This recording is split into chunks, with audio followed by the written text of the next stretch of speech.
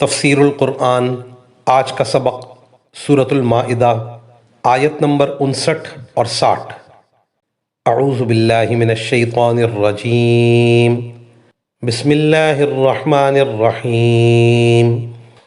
قل یا اہل الکتاب هل تنقمون منا الا ان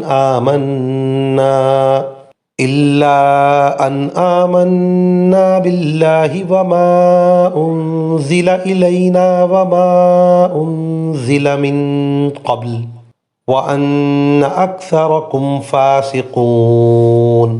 قل هل انبئکم بشر من ذلک مثوبۃ عند اللہ من لعنه الله وغضب عليه وجعل منهم القردة والخنازير وعبد الطاغوت أولئك شر مكانا وأضل عن سواء السبيل۔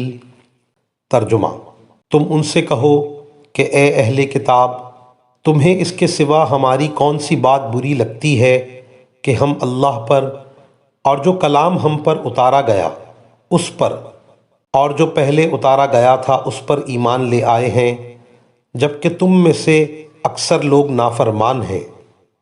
اے پیغمبر، ان سے کہو کہ کیا میں تمہیں بتاؤں کہ جس بات کو تم برا سمجھ رہے ہو اس سے زیادہ برے انجام والے کون ہیں؟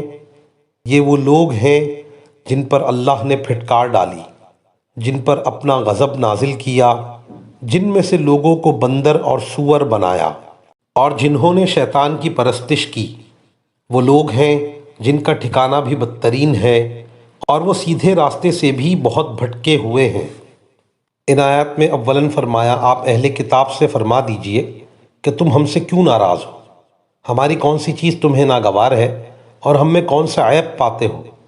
تمہاری ناگواری کی صرف یہ بات ہے کہ ہم اللہ پر ایمان لائے اور اللہ نے جو کتاب ہماری طرف نازل کی اس پر ایمان لائے، اور اس سے پہلے جو کتابیں نازل ہوئیں ان پر بھی ایمان لائے۔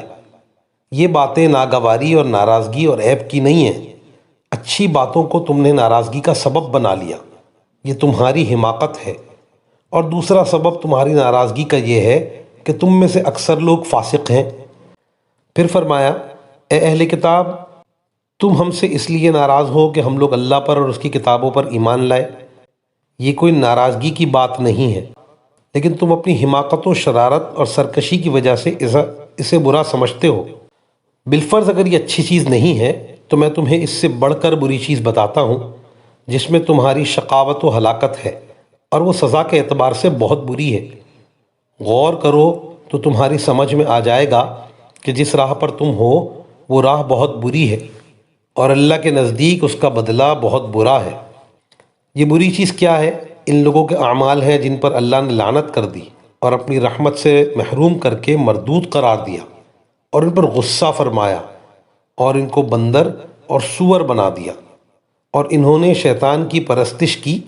ان لوگوں کا یہ طریقہ اس طریقے سے برا ہے جو ہمارا طریقہ ہے۔ ہمارے طریقے میں توحید ہے، ایمان ہے، اللہ کی کتابوں پر ایمان ہے اور اس کے نبیوں کی تصدیق ہے جو سراسر خیر اور حق ہے، اور تمہارے اندر کفر ہے، نبیوں کا انکار ہے، اللہ کی کتابوں کی تکذیب ہے، اللہ کی نافرمانی ہے۔ اس کا نتیجہ تمہیں معلوم ہے کہ تمہارے آباء و اجداد میں سے جنہوں نے نافرمانی کی ان کو بندر اور سور بنا دیا گیا۔ ایسے لوگ اللہ کے یہاں بہت برا بدلہ پائیں گے۔